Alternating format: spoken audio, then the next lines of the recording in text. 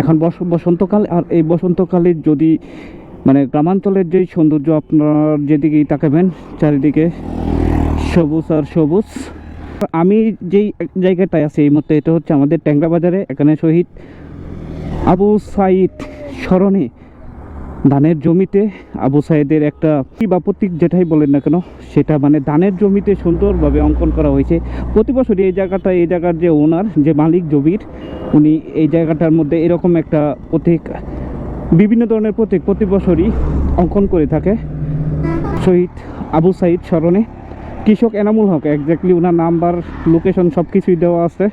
সহযোগিতায় মোহাম্মদ সিদ্দিক। এখানে একটা বিলবোর্ড বা ব্যানার যেটাই বলি না কেন সেটা আছে। সুন্দর, এটা ড্রোন শট দিলে আরেকটু সুন্দর বোঝা যাইতো। এখন হয়তো কতটুকু কি ভিজিবিলিটি, কতটুকু কি বোঝা যাচ্ছে ঠিক জানি না।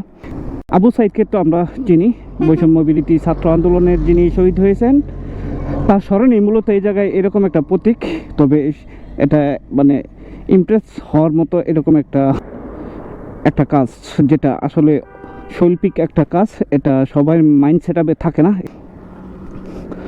তবে ওনার চিন্তা ভাবনা মানে অসম্ভব সুন্দর, ভেরি নাইস, খুবই চমৎকার। এটা হচ্ছে মূলত ট্যাংরা বাজার, মাওনা শ্রীপুরের ট্যাংরা বাজারে এই কৃষক প্রতি বছরই এ ধরনের বিভিন্ন প্রতীক আবিষ্কার করে থাকে।